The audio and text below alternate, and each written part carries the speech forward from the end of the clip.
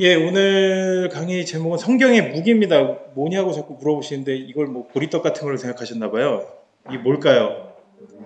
예, 물매인데요. 예, 대표적인 거를 올렸는데 다들 그 무기가 그 무기가 아닌 걸로 알고 계셔서 예. 근데 보기에도 보리떡 같이 생기긴 했어요, 돌이. 성경 속에는 많은 무기들이 나옵니다. 오늘은 그 무기에 대해서 얘기해 보겠는데요. 아마 나오는 무기들은 구약 시대에 나오는 것들이 주류가 될 거고요. 구약 시대나 신약 시대는 크게 달라지지 않거든요. 음, 종류를 더 많이 할 수 있었는데 그 뻔한 칼이나 창, 방패 이런 것들을 뺐고요. 예, 그런 것들 빼고 나니까 또 별로 남는 게 없더라고요. 원래는 이제 더 많은 걸 해보려고 했었고, 그래서 제가 참고할 만한 책을 가지고 있다고 생각했어요. 근데 그래서 이 제목을 했는데 그 책들은 여기 없더라고요. 춘천 집에 다 있더라고요. 그게 그래도 비싼 책이었거든. 한 권에 한 5, 6만 원씩 하는 책을 참고할 건데 그 비싼 책을 왜 사는지 후회를 했는데 원래 논문 쓰려고 이제 비싼 돈을 주고 샀던 책인데 뭐 논문에도 인용하지는 않았어요. 논문이랑 전혀 다른 내용이랑 전혀 다른 내용을 써가지고 결국 인용하지도 않고 이제 비싼 돈만 주고 책을 샀던 건데 그래서 오늘은 써먹겠구나 했는데 아무리 뒤져도 이 책이 없더라고요. 그래서 아마 이 책이 두꺼운 거를 아마 춘천 집에서 안 갖고 온 것 같아요. 제가 거기 보면 이제 뭐 책 내용보다는 그 안에 이제 사진 자료들이 많이 있거든요. 풀 칼라로 돼 있어서 그래서 값이 비쌌던 건데 그래서 그런 걸 좀 써보려고 했는데 예, 못 쓰게 됐고 혹시 다음에 이런 제목으로 또 하게 되면 그때 추천집에서 예, 갖고 와서 한번 해보도록 하겠습니다. 예, 그래서 오늘은 어떻게 보면 많은 내용을 담지 못해서 여러분들이 좋아하시게 일찍 끝날 수도 있어요. 근데 또 내용이 없으면 또 제가 횡설수설하다가 엄청 늦게 끝날 수도 있으니까 예, 긴장하시면 좋을 것 같고요. 네, 예, 페이지가 안 넘어가네요. 아까 이상한 예, 무기의 뜻이 뭘까요? 무기의 사전적 의미는 그 전쟁이나 싸움에 사용하는 기구를 뜻하는데요. 물론 살인을 하는 도구가 무기인 것도 맞기는 하지만 살인만을 위한 도구는 아니라는 거예요. 전쟁이나 싸움에서 승리하기 위해서 사용되는 도구로서 이야기하는 것이 무기이고요. 다른 의미로 이야기했을 때는 어떠한 일을 이루기 위한 수단이나 도구를 말하는 거예요. 이렇게 얘기하니까 무기 막연할 수 있는데 우리가 보통 비장의 무기라는 표현을 많이 쓰잖아요. 내가 무언가를 이루기 위해서 내가 할 수 있는 뭐 수단, 뭐 능력, 가지고 있는 기술 이런 것들을 비장의 무기라고 해서 갖고 있다가 필요할 때 이렇게 사용할 때 사용하는 그러한 의미로서의 무기도 있다라는 걸 알고 계시면 되겠고요. 성경에서 가장 처음 나오는 무기가 뭘까요? 아닙니다. 얘 왜 서 있어? 잠시만요. 이거 서 있으면 안 되는데? 죄송합니다. 이 움직여야 되는데 왜 안 움직일까요? 아까까지 잘 움직이던 애가 저도 지금 당혹스러운데 저희 뭔지 아세요? 예. 창세기 3장 24절에 보면 하나님이 사람들을 쫓아내요. 선악과를 먹고 난 이후에 죄로 인해서 그들을 쫓아내는데 그때 나오는 게 불칼을 두어요. 불칼을 두어서 생명나무에 가는 길을 못 가게 하기 위해서. 그 이유는 뭐 여기서 이제 불칼이라고 얘기할 때 제가 생각났던 건 그 광선검이 생각났거든요. 불붙은 칼이 아니고 그거보다 어떻게 보면 좀 더 실질적이지. 솔직히 이거를 옛날 사람한테 보여주면 뭐라고 할 거예요? 불로 된 칼이라고 하지, 뭐, 다른 얘기는 안 할 것 같아요. 그래서 저도, 이런 게 좀 더 실리적이지 않을까. 근데 아쉽네요. 저 곰 두 마리거든요. 곰 두 마리가 열심히 광선구 가지고 싸우는 건데, 그래서 나름 구해놓고, 이게 재밌겠다고 딱 해놨는데, 안 움직일 줄은 전혀 몰랐는데, 이 뒤에 동영상도 몇 개 있는데, 걔들도 안 움직일 것 같으라는 그런 불안감이 갑자기 엄습하는데, 예. 예, 죄송합니다. 광선검이 날아다니는 이미지를 찾으려고 했어요, 원래. 근데 그런 게 없더라고요. 그래서 이게 그나마 재밌을 것 같아서 했던 거고요.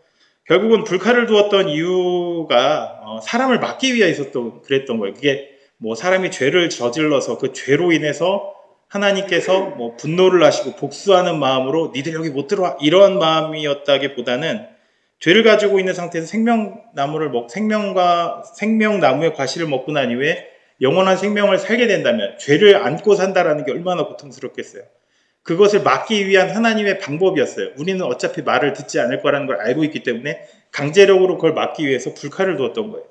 불칼을 두어서 넘어오지 못하게. 이게 뭐 누구를 죽이려고 하고 뭐 전쟁을 하기 위한 무기라기보다는 우리를 죄에서 구원하기 위한 구속사역 가운데서 처음으로 사용된 도구가 불칼이라는 거죠. 이런 의미에서 창세기 3장에 처음 나오는 게 불칼이고요. 우선은 우리 연대에 대해서 좀 생각해 봐야 되는데, 성경의 시대에 대해서 좀 정리를 해볼게요. 아담 이후부터 두발 가인이 태어나기 전까지는 석기 시대예요. 왜 그럴까요? 창세기 4장 22절에 보면 신라는 두발 가인을 낳았으니 그는 구리와 쇠로 여러 가지 기구를 만드는 자요, 두발 가인의 누이는 나아마였더라 라는 구절이 나와요. 결국 두발 가인 이전에는 쇠를 다루는 사람이 없었다는 거죠. 그러니까 두발 가인 시절 이전까지가 석기 시대예요. 돌 가지고 뭔가 하던 시대라는 거죠. 이 이후에 청동기 시대로 넘어온 것을 볼 수 있는데요. 이 이후에 청동기 시대의 대표적인 인물을 이야기하면 노아를 이야기할 수 있어요. 그 대홍수 때 그 방주를 짓잖아요. 근데 돌 가지고 나무를 베고 다듬기는 어려웠을 거예요. 그래서 아마 청동기 이후에 그 청동기 뭐 칼이나 도끼 같은 걸로 나무들을 다듬어서 방주를 지을 수 있었을 거라고 생각이 되고요. 그러다 보니까 이제 초기 청동기 시대에는 노아가 대표적인 인물이라고 볼 수 있겠고요. 그리고 아브라함이나 이삭, 그 요셉 같은 사람들이 살던 그런 이제 족장 시대 같은 경우 중기 청동기예요. 이제 이게 뭐 초기, 중기, 후기가 뭐가 다르냐고 물어보면 저한테 물어보지만 찾아보세요. 이게 뭐 여러 가지 문화적인 차이도 있고 뭐 조금씩의 차이가 있어요. 이게 뭐 청동이 뭐 좀 더 단단해지는 거나 뭐 이런 거라기보다는 그냥 문화적인 흐름이 좀 다르다는 거 알고 계시면 되겠고요. 그래서 중기 청동기 때 대표적인 인물은 아브라함이나 요셉 그런 족장 시대였다라는 것을 알고 계시면 되겠고요. 그리고 이스라엘 민족이 출애굽하던 시기는 후기 청동기, 이제 청동기에서 철기 넘어가던 시기. 그때쯤이 이스라엘 민족들이 살던 시기가 이제 후기 청동기에서 철기로 접어들던 그 시기라고 보면 되겠고요. 출애굽하고 난 이후에 가나안 정착하고 난 이후에가 이제 철기라고 볼 수 있는데, 근데 실제로 이스라엘 민족들이 철기를 사용했다고 볼 수 있는 시기는 왕국 시대 이전에는 철기를 사용하지 않았었던 걸로 이제 얘기를 해요. 청동기를 가지고 있고, 그래서 이 주변에 있는 다른 외침에 쉽게 당하고 이제 어려워하던 시기는 이제 그런 부분에서 그렇다는 얘기를 하고, 실제로 왕국이 만들어지고 난 이후에 강한 힘을 가지고 철기 문명을 가질 수 있게 됐다라고 생각할 수 있다는 거죠. 간단한 예를 들면 미국이 지금 최첨단 무기를 우리한테 주지 않잖아요. 주변 나라에 주지 않고, 그런 건 자기가 더 강해지기 위한 거기 때문에 실제로 초기 철기 시대 때는 철을 만든다라는 것 자체가 상당히 고급 기술이었고 쉽게 다른 데 넘겨주지 않는 기술이었어요. 그러다 보니까 이스라엘 민족들은 가나안에 정착하고 난 이후에도 왕국이 되기 전까지는 청동기를 사용했을 거라고 많이들 얘기하고 있습니다. 정확하진 않아요. 성경에 뭐 내가 청동검을 썼다 뭐 이렇게 표현이 되어 있지 않기 때문에 명확하진 않지만 실제로 그냥 역사적으로는 그렇다라고 판단할 수 있다라고 이야기하고 있고요. 재밌는 건 출애굽했을 때 가나안 땅에 있던 다른 족속들 같은 게 철기 문명을 가지고 있었어요. 그래서 이스라엘 민족이 그런 철기 문명을 가지고 있는 이들에게 청동기 문명을 가지고 어떻게 보면 승리했다라는 것 자체가 좀 불가능에 가까운 거라는 거죠. 실제로 철기 문명을 처음에 가졌던 게 우린 옛날에 제가 배울 때 히타이트라고 배웠거든요. 근데 지금 바뀌었어요. 아시리아가 초기 철기 문명을 가지고 있었던 곳인데 실제로 아시리아가 그 근동 지역을 다 패권을 쥐어요. 이집트도 점령하고 주변의 나라들을 다 복속시켜요. 왜 그러냐면 다 청동기 갖고 있을 때 혼자 철기 문명을 가지고 있었기 때문에 가능했다라는 거고요. 뭐 철검 그런 부분을 생각해 볼 수 있겠습니다. 그리고 사람이 이렇게만 얘기했고, 사람이 처음 사용한 무기는 뭘까요? 그쵸. 이거 아까 설명할 때 나와야 되는데, 누군지 아세요? 예. 그 주몽 보신 분 계세요. 2006년에 나왔던 드라마인데, 거기서 이분이 그렇게 강철검을 부르짖어요. 왜 그랬을까요? 철기 문명의 시대였어요. 철기 문명의 시대인데, 같은 철기인데, 좀 더 강한 철을 갖고 있으면, 칼싸움할 때 어떻게 될까요? 내 칼로 한번 딱 쳤는데 걔 칼은 멀쩡한데 내 칼은 댕강하고 부러진다라는 거예요. 그렇기 때문에 좀 더 강한 철을 재련할 수 있는 기술이 필요했다는 거예요. 그래서 강철검을 그렇게 부르짖었던 건데 그 당시 재련의 기술에 따라서 그 국가의 국력이 좌우되던 시절이었다는 거죠. 그렇기 때문에 같은 철기인데도 이런 간극이 있는데 청동기와 철기 같은 경우는 간극이 더 심각해요. 청동칼로 한번 휘두르면 철칼로 막으면 청동칼은 그냥 무 썰리듯 썰린다라는 표현을 누가 쓰더라고요. 그렇게 탁탁 부러져 나가서 싸울 수가 없다라는 거예요. 뭐 아무리 대단한 무술을 가지고 있는 사람이어도 칼로 한번 탁 쳤는데 내 칼이 부러지면 그 다음에 싸울 방법이 없는 것처럼 결국은 이렇기 때문에 초기에 그 청동기를 가지고 철기 기술을 갖고 있던 그 가나안 족속을 복속시켰다라는 것은 상당히 큰 기적과 같은 일이라고 생각해 볼 수 있다는 겁니다. 예, 첫 번째 사용된 사람이 처음 만들었던 무기는 주먹도끼라고 나와 있는데 창세기 4장 8절에 보면 가인이 그 아우 아벨에게 말하고 그들이 들여있을 때 가인이 그의 아우 아벨을 쳐 죽이니라 라고 나와 있거든요. 뭔가 쳐서 죽인 거예요. 무엇이었을까요? 뭐 나무 몽둥이도 될 수 있고 했겠지만 대표적인 게 들판에서 구할 수 있는 건 돌이었다라는 거예요. 결국은 돌로, 날카로운 돌이겠죠. 뭐 뭉툭한 돌일 수도 있겠지만 돌로 쳐서 사람을 죽인, 어떻게 보면 최초의 무기이기도 하고 최초의 살인 도구가 되기도 했다라는 거죠. 여기서 다툼으로 인해서 뭐 실수로 살해했다라고도 볼 수 없게 된 게 쳐 죽였다라는 표현이에요. 죽이려고 작정을 했던 거예요. 뭐 이렇게 실수로 때렸다가 아니고 쳐서 죽였다라는 표현은 결국 무언가 도구를 가지고 죽일 작정으로 때렸다라는 거죠. 결국은 사람이 분노로 인해서 자기 혈육을 죽일 수 있을 만큼 악하다라는 것을 다시 반증하는 것이기도 하고, 이렇게 사람이 처음으로 사용한 무기는 형제를 죽이는 데 사용한 그런 잘못된 것이라는 사실을 우리가 또 확인해 볼 수 있습니다. 이 병거를 보시면 이집트 벽화에서 나오는 병거인데요. 병거를 다른 이름으로 전차라고도 하긴데 보통 성경에는 병거로 나와 있어요. 성경에서 병거는 창세기 50장 9절에 처음 나와요. 그 야곱이 죽었을 때 장례를 올리기 위해서 요셉이 가고 있을 때 그 요셉을 따르던 군대 중에 나오는 게 이 병거가 나온 걸 볼 수 있어요. 그때 처음 언급되는 걸 볼 수 있는데요. 병거 같은 경우는 이 청동기 시대 때 정말 가장 강력한 무기 중에 하나가 이 병거였어요. 물론 나중에 철기 시대 넘어갔을 때도 강력한 무기가 되는 게 사실인데, 우리가 생각할 때 말에다가 병거를 매달고 사람을 태우고 다니면 말이 더 부담스러우니까 차라리 기병이 더 빠르고 민첩하고 해서 더 좋지 않을까라고 생각할 수 있거든요. 근데 이 시대는 병거가 기병보다 더 강력한 무기였다라는 것을 이야기하는데, 왜 그럴까라는 생각을 해봐야 된다는 거예요. 어떻게 보면 말보다 좀 더 다양하게 실을 수 있겠죠. 적재 공간이 있으니까. 말 타면 창을 가지고 칼을 가지고 활을 메고 있으면 여러모로 거추장스럽겠죠. 싸울 때. 근데 여기 보시면 수납 공간이 있잖아요. 잘 안 보이시나요? 수납 공간이 있어서 창 같은 것도 들 수 있고 화살도 여유 있게 놓을 수 있고 여러 가지가 있는데, 그래서 더 강력한 부분도 있겠지만 그것보다 더 큰 이유가 있어요. 무엇이냐면 등자 때문에 그래요. 등자가 뭔지 혹시 아세요? 예? 어떤 거요? 예, 등자가 말 탈 때 발 받침이거든요. 이 등자가 언제 나왔을까요? 기원전 한 400년 전쯤에 등자가 처음 나왔어요. 그 전까지는 등자 없이 말을 탄 거예요. 심지어는 말 안장도 기원전 한 800년쯤 됐을 때 말 안장이란 개념이 있었지, 그전에는 생말에다가 갈기 잡고 타고 다닌 거예요.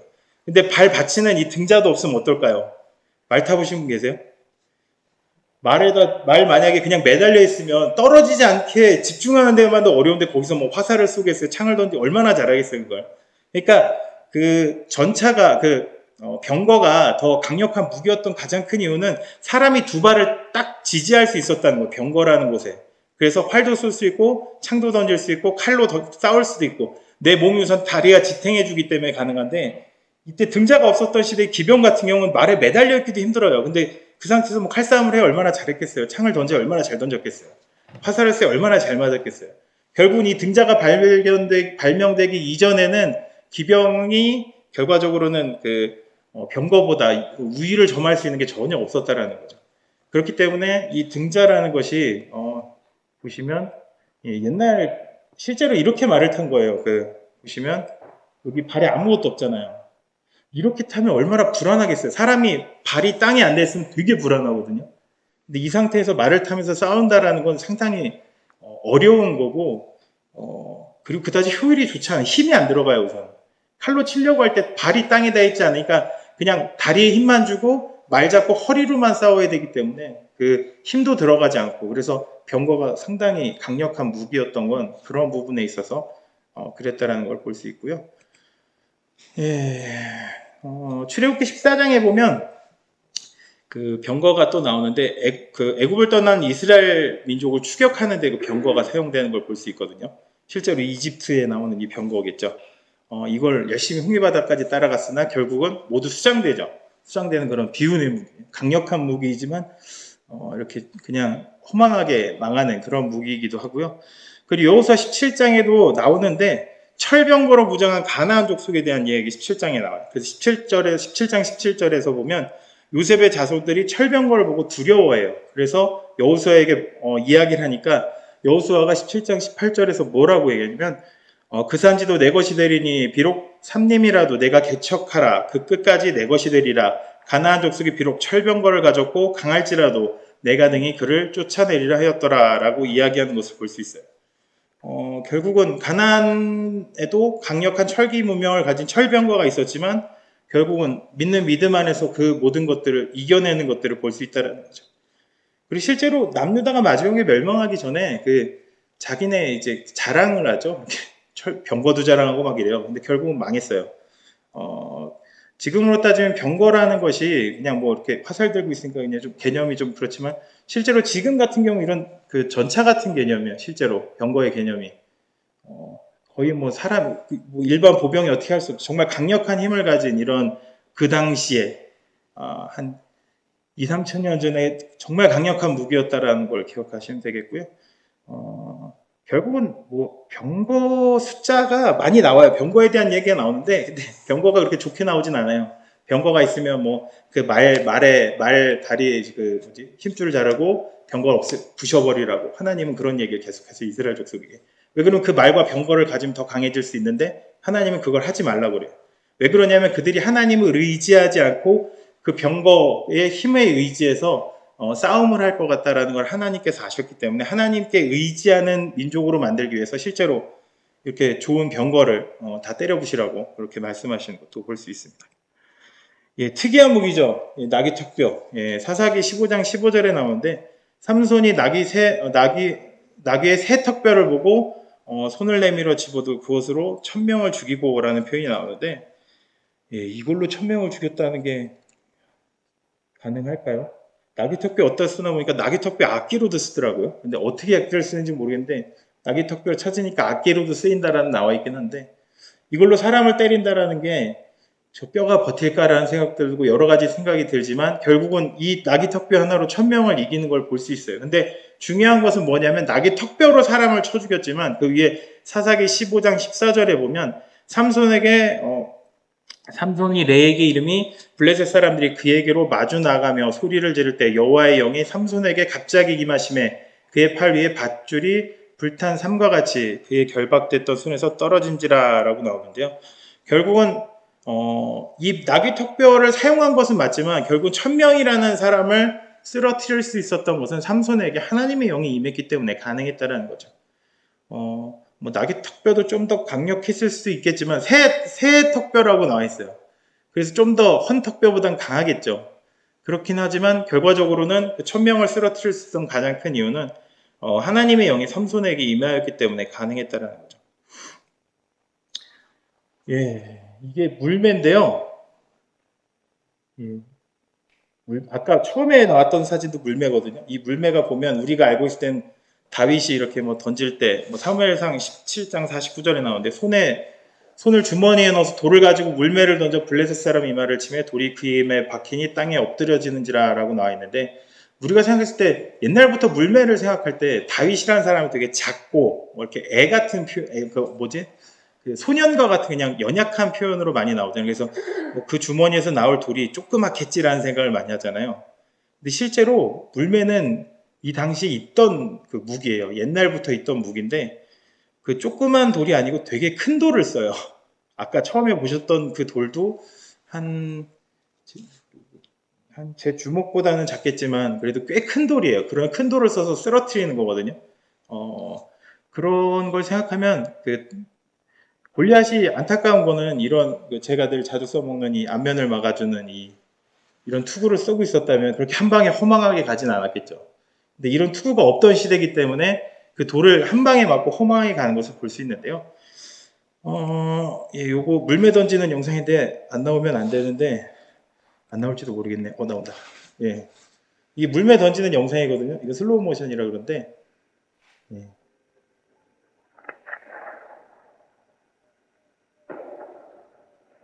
별로 감흥이 안 오시죠?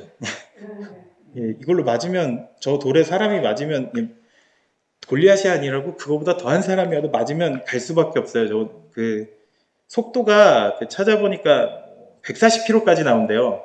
던지면. 그리고 실제로 한 400m 이상 날아간다고 하더라고요. 근데 우리가 140km라고 얘기하니까 뭐 웬만한 야구선수 150km 넘게 던지던데 라는 생각을 하지만 짱돌을 140km로 맞으면 사람이 살기 어렵다라는 거죠. 예. 잘 던지시죠, 이분. 예. 근데 그렇게 생각하면 다윗 별거 없었네. 그냥 짱돌 잘 던져가지고 물맷돌 딱 써서 당연히 쓰러뜨릴 수 있는 걸 쓰러뜨렸구나라고 생각할 수도 있는데 다시 한번 생각해 봐야 되는 게 뭐냐면 이 영상을 보시면 예, 요 가운데 그 흙판을 얹어놓고 던지시는 거거든요. 이분이 저걸 맞추기 위해서 몇 번을 던지시는지 보세요. 끊임없이 던져요. 제가 세봤을 때 33번 만에 저걸 맞추거든요. 그러니까 이게 컨트롤하기 쉽지 않다라는 거예요. 다윗이 그 골리앗의 머리를 맞췄다는 건 이렇게 맞추는 게 어렵다라는 거예요. 뭐 여러 가지가 있겠죠. 골리앗이 거리가 머니까 다윗이 계속 던지면서 갔을 수도 있어요. 33번을. 던지다 어쩌나 딱 걸려서 맞췄을 수도 있겠지만 그것보다는 다윗이 지금까지 그것을 던지는 훈련이 잘 돼 있었다라는 거예요. 훈련이 잘 돼 있었고 그리고 또 하나님께서 또 그 사이에서 역사하시는 것도 있겠죠. 뭐 바람을 좀 덜 불게 해주셨다든가 아니면 뭐 조금 엇나갈 건데 바람을 좀 부셔서 맞췄다든가 하나님께서 뭐 그렇게 하셨을 수도 있다라는 거죠. 이 물매도 상당한 훈련이 필요하고 그 기술이 있어야 던질 수 있는 거예요. 그러니까 잘못 던지면 이렇게 돌리다가 풀어야 되는데 못 풀면 잘못 풀면 풀어둔 줄 알았는데 그냥 놔두면 그냥 내 무릎 치는 거예요. 그럴 수 있는 어떻게 보면 위험하기도 하지만 잘 사용하기 위해서는 그만큼 훈련이 필요한 그런 무기류라는 거죠. 예, 지금 반이 넘게 했는데 시간이 얼마 안 갔네요. 안타깝네요. 제가 많이 준비를 못해서 이걸 빨리빨리 넘기면 안 되는데 하고 영상도 넣었는데 영상도 되게 허망하게 빨리 끝나네요. 예. 원래 이게 되게 10몇 분짜리 영상을 잘랐거든요. 자르고 해서 조고 하나만 남긴 건데. 예. 예. 그 돌에 그 맞을 때 그 머리에만 맞으면 있고 팔다리 맞으면 부러져요. 뼈가 부러질 수 그러니까 돌이 이런 마이크 이런 거 있잖아요. 이런 거보다 더 큰 돌을 감아서 던지는 거라 어디든 맞으면 뼈면 부러져요. 부러지고 가슴 같은 데도 맞으면 보호장구가 없으면 그 갈비뼈 같은 게 부러진다고 하더라고요. 그래서 뭐 머리를 맞으라고 던지는 게 아니고 어딘가에 맞으면 돼요. 어딘가에 맞아도 치명적인 무기고 실제로 그 물매 같은 경우에는 실제로 나중에는 우리 총이 개발되기 전까지는 물매를 실제로 사용을 했대요, 전쟁에. 총이 개발되고 난 이후에는 이제 없어진 무기 중에 하나가 되는 거죠. 예, 공성 무기인데요. 성을 공격하는 무기인데 어떻게 보면 보통 이 시대에 성을 어디다 세우냐면 그냥 야트막한 데에 세우는 게 아니고 언덕이나 위에 꼭대기에 세워요. 산 자락 같은 데, 우리나라 산성 같이. 그러면 어떨까요? 공성병기 갖고 가기가 진짜 힘들어요. 들판이면 굴려서 가겠는데 이렇게 굴려갈 수 있는데 언덕에 지었기 때문에 이 언덕까지 이 무거운 걸 메고 가기가 어렵다라는 거예요. 그렇긴 한데 그래도 결국은 공성을 하기 위해서는 공성무기가 꼭 필요해요. 이건 공성태라고 부르는데 이렇게 밀고 들어가서 결국은 성벽을 부시기도 하고 아니면 성문을 부시기도 하고 아니면 성벽을 타넘어간다라는 거죠. 그래서 점령을 하는 건데 실제로 그 근동 지역에 보면 성들이 있던 데는 다 이렇게 언덕 위에 지어놨어요. 그래서 공성병기를 밀고 들어가기가 너무 힘들어요. 오르막이니까. 평지나 내리막이면 괜찮은데 오르막이기 때문에 우선 올라가기 힘들어요. 근데 억지로 끌고 올라가서 이렇게 싸운다고 해도 이긴다라는 보장은 없어요. 엄청 많이 끌고 가야 돼요. 그래서 많은 소모가 있는 무기이기도 한데 재밌는 건 이런 공성무기가 없는데도 불구하고 이스라엘 민족들 같은 경우는 가나안 땅에 들어갈 때 이제 성을 무너뜨리는 것을 우리가 볼 수 있는데 실제로 공성무기가 없어진 거는 화약무기가 발전되고 난 다음에 없어져요. 왜 그러냐면 실제로 콘스탄티노플이라는 성이 있었는데 거기를 이제 우르반 포라는 그 러시아에서 나온 엄청 큰 포가 있거든요. 그냥 별거 없어요. 그냥 쇳덩이 안에다가 돌 하나 집어넣고 쏘는 게 단데 그게 성벽을 한번 때리면 구멍이 나버리는 거예요.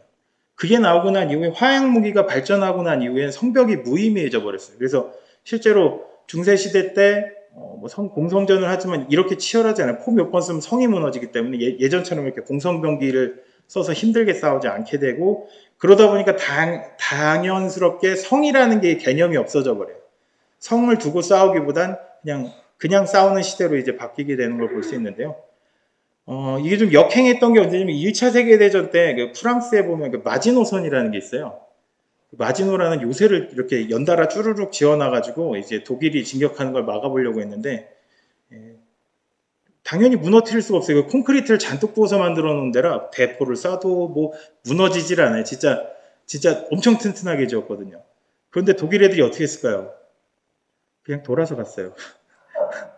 거기를 깨부시려 하니까 너무 힘든 거예요. 그래서 아예 안 되겠다, 돌아서 가자. 그래서 아마 어느 나라였더라? 하여간 그 옆에 다른 나라로 돌아서 결국은 이제 프랑스 그 파리를 점령해 버려. 그러니까 뭐 자기네 어떻게 보면 수뇌부들이 있는 곳이 점령되고 나니까 더 이상 싸울 방법이 없는 거예요. 그래서 마지노선은 무너지지 않았어요. 아직도 그 마지노선은 아직도 프랑스에 가면 애물단지가 돼 있어요. 콘크리트로 져놔가지고 부시지도 못하고 뭐 문화재라기도 뭐하고 그냥 애매한 그런 시멘트 덩어리로 남아 있는데, 실제로는 뭐 전혀 도움이 못 됐다라고 할 수는 없지만 결국은 본인들이 원했던 막아주는 그런 그 강력한 성으로서의 역할을 못했죠. 결국은 이제 그런 부분도 있고요. 여수와서에 보게 되면 여리고성 무너지는 이야기 나올 때 그것도 공성무기가 없이 점령을 하는 건데, 실제로 여리고성은 되게 견고하게 되어 있는 성이기 때문에 공성무기를 갖고 와도 쉽게 점령할 수 없는 곳이었어요. 근데 그런 곳에 하나님의 은혜로 정말 어떻게 보면 그냥 7일 소모한 게 다잖아요. 7일 소모한 게 다고 7바퀴 돈 게 단데 그럼에도 불구하고 그 성을 점령할 수 있었던 것도 하나님의 은혜라는 걸 또 생각해 볼 수 있고요. 언약궤가 왜 무게가 될까라고 나왔는데 비장의 무기로 사용되죠. 실제로 그 여리고성 점령할 때 언약궤를 맨 앞에 두고 7바퀴를 돌았기 때문에 그런 것도 있고, 팀킬 기능이 있음이라고 써놨는데 실제로 그냥 잘못 만지면 우리 편도 죽을 수 있다라는 거죠. 실제로 무사 같은 경우에는 이제 언약궤를 잘못 만져서 죽게 되고 이러한 부분들이 있기 때문에 좀 실제로 무기라고 할 수는 없죠. 무기라고는 할 수는 없지만 실제로 근데 여리고성을 무너뜨리는데 가장 큰 비장의 무기가 되게 됐던 것은 사실이고, 그러다 보니까 이 언약궤를 사무엘상 사정에 보면 계속 지니까 그 유대인들의 장로들이 생각한 게 우리 법궤를 들고 언약궤를 들고 나가자 라고 해서 언약궤를 들고 나갔다가 승리하지 못하고 패배해요. 왜 패배를 했을까요? 그들에게 믿음이 없었어요. 그냥 언약궤를 그냥 이용하려고 했던 거. 옛날에 그냥 들고 나가니까 이겼다고 하던데 우리도 한번 해볼까? 그러니까 하나님에 대한 믿음이라기보다는 이 물건을 가져가면 무언가 되지 않을까라는 잘못된 인식을 갖고 있었다는 거죠. 그래서 하나님에 대한 믿음은 없이 가지고 나가서 결국은 엘리제 사장의 두 아들 게망난이 홈날 비나스도 죽고, 나중에 엘리제 사장도 이 소식을 듣고 이제 목이 꺾여 죽는 그러한 이제 좀 안타까운 상황들이 생기는 것을 볼 수 있죠. 결국은 이 행동은 자기의 승리를 위해서 하나님의 뜻을 이용하려고 했던 거예요. 근데 결국 하나님이 원하시는 것이 아니기 때문에 이루어지지 않은 거고 패배로 이루어질 수밖에 없었다라는 거죠. 그렇기 때문에 우리에게 중요한 것은 결국은 우리가 믿는 믿음을 갖는 것이 중요한 것이 도구를 이용한다라고 생각할 때 그것이 올바른 것은 아니라는 거죠. 여기 보시면 무기들이 많죠. 이게 다 우리나라에 있는 무기들이고요. 지금 우리나라 군대 같은 경우에는 육군으로는 미국, 러시아 외에는 적수가 없어요. 중국도 머리만 많을 뿐이지, 솔직히 얘기하면 육군만으로 따지면 지금 미국하고 러시아 다음에 우리나라로 많이 얘기해요. 중국 껴서 간혹 사위가 되는 경우가 있기는 한데 대부분 이야기할 때는 중국 애들이 우리나라 육군을 이길 수 없다라는 게 보편적인 인식이에요. 그래서 우리나라 육군 같은 경우 거의 세계 3위 정도의 전력을 갖고 있고요. 그리고 해군과 공군 같은 경우에도 상위에 들어가요. 이렇게 10위권 밖은 아니에요. 그리고 2020년 군사력으로 따지면 우리나라가 전 세계 6위래요. 어디에 내놔도 빠지지 않는 그런 나라인데, 아마 이게 2020년 기준인데 2021년도 기준이 아마 내년도에 나올 거예요, 연초에. 그때 나오면 우리나라가 5위가 가능하다라는 말도 나오고 있는데요. 다만 문제가 뭐냐면 1위가 미국이에요. 2위가 러시아고 3위가 중국이에요. 4위가 인도고 5위가 일본이에요. 6위가 우리나라예요. 그러니까 1위부터 6위까지 동북아에 다 있어요. 그러니까 인도 하나 빼곤 동북아에 다 있어요. 다 있는데 거기서 6위가 우리나라인 거예요. 그러니까 세계 어디에 내놔도 빠지지 않는 군사력을 갖고 있는데 여기선 꼴찌인 거예요. 지금 상황이. 그러다 보니까 우리나라도 군사력을 늘리려고 많은 애를 써요. 전 제일 안타까웠던 것 중에 하나가 뭐냐면 우리나라 무기 개발을 제일 많이 한 때가 언제냐면 보수 정권 때는 아니에요. 보수 정권 때는 그냥 미국에서 주는 것만 받았어요. 근데 되려 진보 정권으로 넘어오면서 진보 정권이 되면서 더 많은 무기를 만들고 더 많은 무기를 개발해요. 지금 우리나라가 팔고 있는 무기 액수가 조 단위로 나가는 것들이 엄청 많아요. 그러다 보니까 지금 우리나라가 무기로는 어디에 나와도 빠지지 않는 나라예요. 심지어는 뭐 우리가 좀 더 만들기 시작하면 미국 무기보다도 더 잘 만든 무기들도 많이 나오고 있는 게 사실이고요. 그렇지만 중요한 건 그 무기들이 지금 우리나라를 지켜주고 있을까요? 그렇지 않다라는 거예요. 왜 그러냐면 실제로 중동 지역 같은 경우에는 우리 맨날 화약고라고 표현을 써요. 그래서 거긴 자잘하게 계속 전쟁이 일어나요. 쉼 없이 일어나죠. 제일 잘못한 건 영국이라는 나라나 유럽에 있는 나라들이 이제 선긋기를 잘못해서 결국은 이 모양이 된 건 사실이지만 결과적으로 중동 지역은 늘 시끄러워요. 전쟁에 휩싸여 있고 그렇지만 그 지역에만 국한되어 있는 게 사실이에요. 그렇게 크지 않아요. 왜 그러냐면 거기 있는 나라들 그 군사력 순위가 고만고만해요. 다 50위권 아래, 뭐 잘해야지 50위권 좀 위, 이 정도 수준이라 그러는데 문제는 뭐냐면 우리나라는 지금 평화롭잖아요. 어떻게 보면 평화롭기도 하고 전쟁도 없고 라고 하지만 여기가 전쟁이 나면 그냥 모든 사람들이 얘기하는 건 그거예요. 여기는 전쟁이 한번 불씨가 튀면 여긴 바로 3차 세계대전으로 이어진다 라고 이야기를 해요.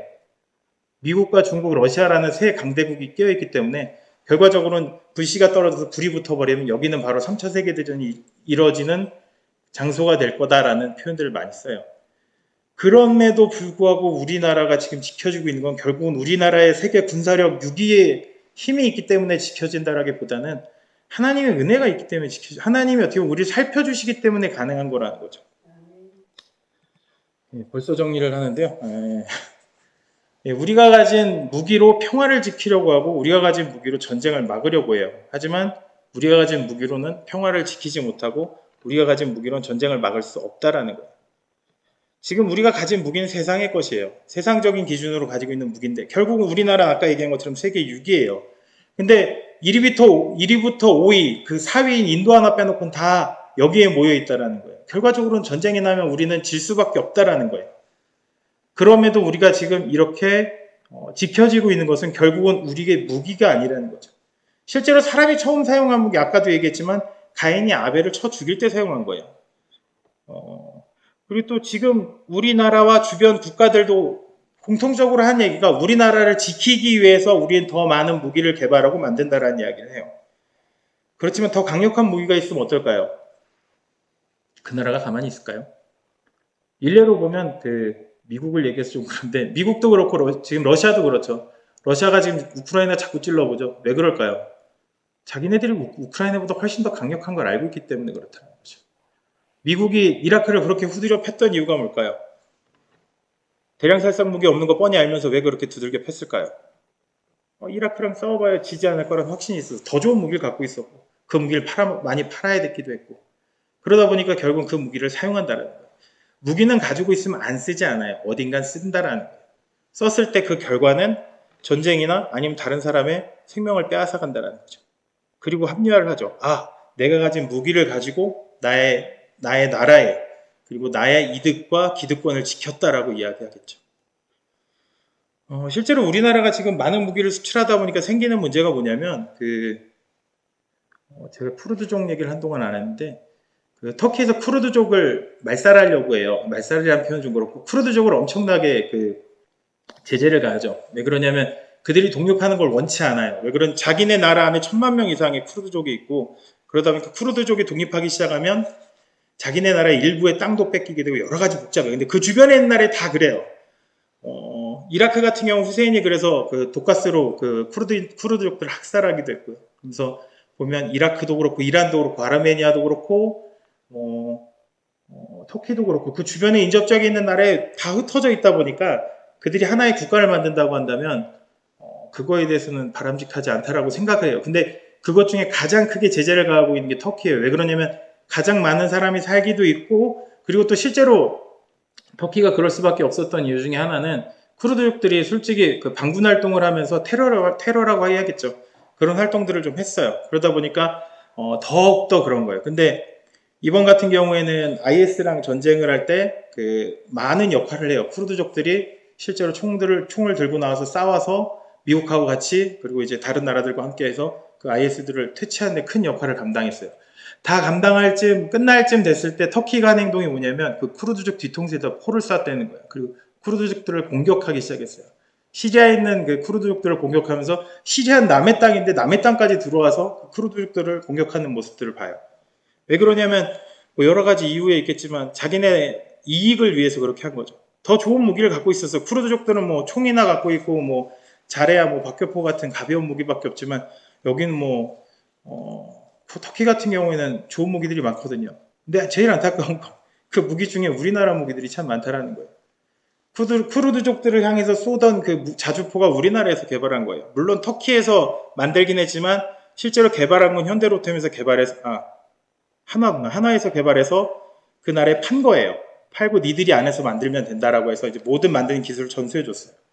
그리고 전차도 터키에서 만들었다고 하지만 현대로템에서 만든 기술을 넘겨줘서 니들 땅에서 만들어라면서 이제 로얄티를 받는 거죠.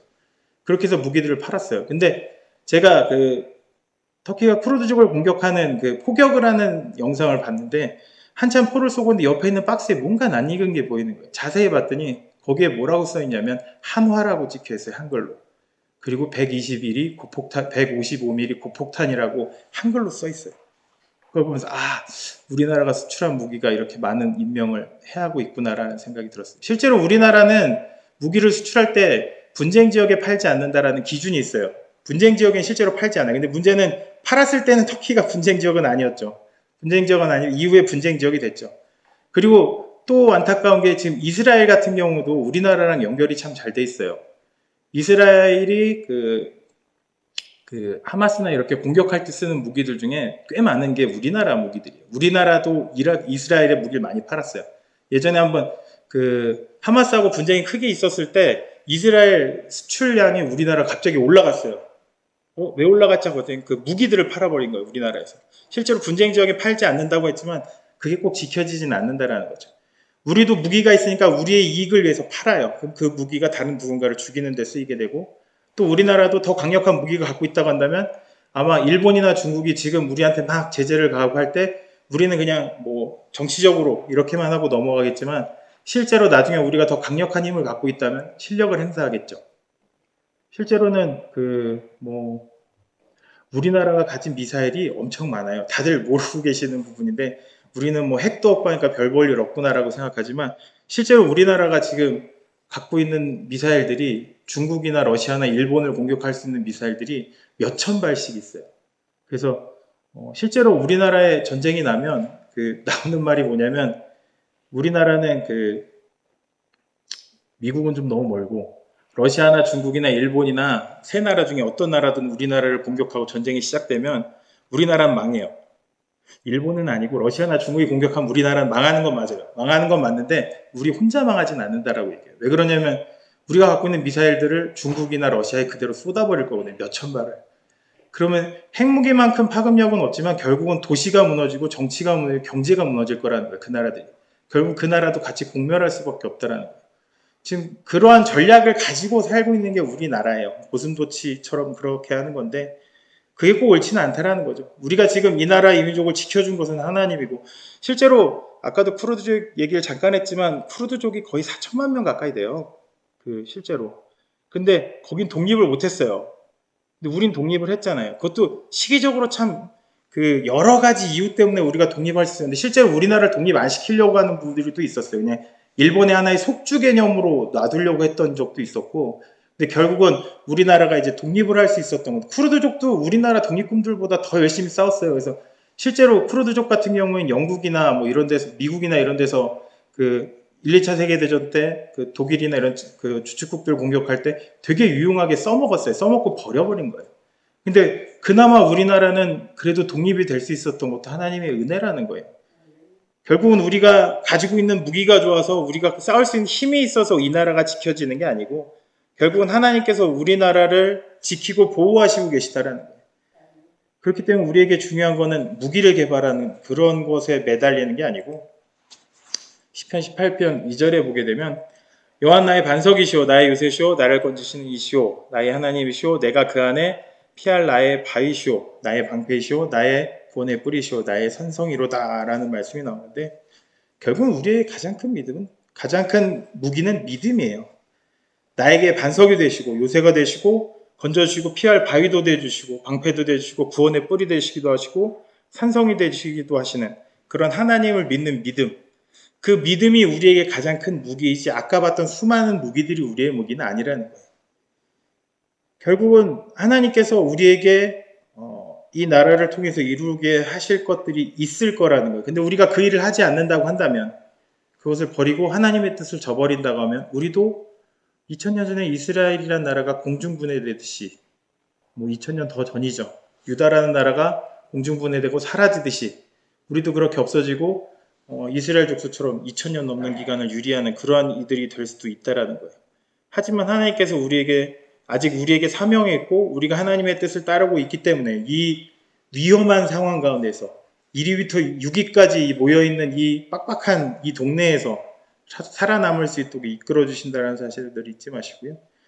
우리에게 가장 중요한 것은 가장 큰 무기는 하나님을 믿는 믿음 그리고 그 하나님의 뜻을 따르는 것이라는 것을 기억해 주시면 감사하겠습니다. 예, 강의가 정말 빨리 끝났습니다. 예, 뭐 질문하실 분 질문해 주십시오. 예.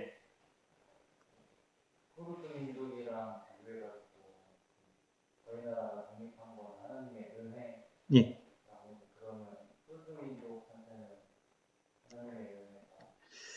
그렇죠. 그거는 뭐 여러 가지 이유가 있겠죠. 실제로 우리나라 안에는 그 기독교인들이 이제 뭐 독립 시기에 많은 일들을 했던 건 사실 실제로 독립할 때 우리나라에 기독교인들이 많지는 않았어요. 근데 주요 자리에서 그 주요직에 있던 사람들 어떻게 보면 지식층이기도 하고 배운 사람들 좀 난 사람들이 대부분 기독교인들이었어요.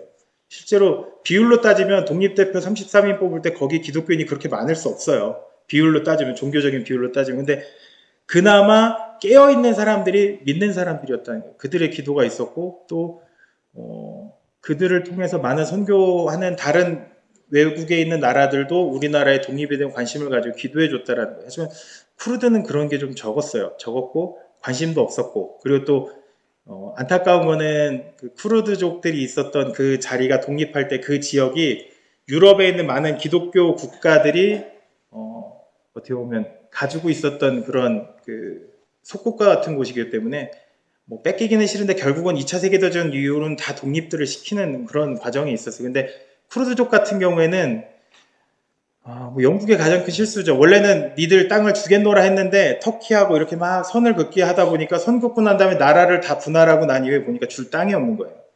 그래서 그냥 니들은 그냥 있어 이렇게 돼버려서 독립을 못했어요. 근데 시기적으로나 보면 우리나라랑 비슷한 시기에 우리도 그렇게 될 수 있었지만 우리는 독립할 수 있었던 것도 그런 부분에서는 참 은혜가 아닐까라는 그런 생각들을 해보고 또 우리가 어떻게 보면 우리와 같은 상황이었었던 그들을 위해서 기도하고 좀 도와줘야 되지 않을까라는 생각들도 합니다.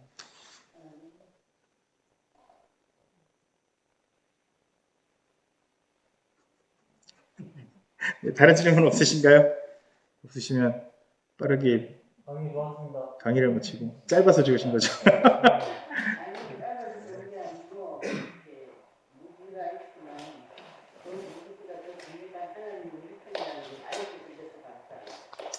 예, 그러면 기도하고 마치겠습니다. 아버지 하나님 감사합니다. 우리에게 주님이 주신 가장 큰 복이 믿음을 갖게 해주신 감사합니다. 우리가 이 믿음이 있기에 이 나라의 민족이 지금까지 지켜지고 보호될 수 있었음을 기억하길 원합니다. 물론 이 나라가 강력한 무기를 가지고 있고 강한 군사력을 갖고 있는 나라인 것은 사실이지만 그 가운데서도 지켜지고 있다라는 것이 은혜라고 할 수밖에 없는 것이, 우리보다 더 강한 나라들이 우리 주변에 있음에도 우리나라가 아직까지 건재할 수 있고 평화롭게 살아갈 수 있다는 것을 보았을 때 이것이 정말 은혜가 아니고 무엇인지 우리들 스스로 그 은혜에 대한 감사한 마음을 갖기를 원합니다. 늘 우리가 살아나가는 이 나라가 정말 주님의 나라, 주님의 때 더 귀하게 쓰임받는 나라가 되기를 위해 우리가 노력할 수 있게 해주십시고, 우리가 세상의 것들로 세상의 무기를 가지고 무언가 해보려는 그런 잘못된 생각을 갖는 것이 아닌 주를 믿는 믿음이 있기에 그것으로 견디어내고 이겨내고 싸울 수 있는 이들이 되게 하셔서 주를 믿는 믿음으로써 우리들이 다른 이들에게 본이 될 수 있는, 그래서 이 나라와 이 민족이 지금까지 건재하고 잘 살 수 있는 것은 주님의 은혜였다라고 우리가 고백할 때 다른 믿지 않는 많은 나라와 민족들에게 주님의 복음이 심겨질 수 있는 기회가 될 수 있게 해주시옵시고, 정말 이 나라가 지금까지 살아온 것, 지금까지 지내온 것, 지금까지 이렇게 성장되어 온 것이 모든 것이 주님의 은혜임을 우리가 알게 하시고 고백하게 하여 주셔서 주님의 때 우리를 통하여 더 많은 이들을 이롭게 하는 데 쓰임받을 수 있도록 늘 인도하여 주옵소서. 죄 사랑과 은혜 안에서 이 나라의 민족을 지키시고 보호하실 것을 믿고 의지하며 살아계신 주 예수 그리스도 이름으로 감사하며 기도드렸사옵나이다. 아멘. 감사합니다.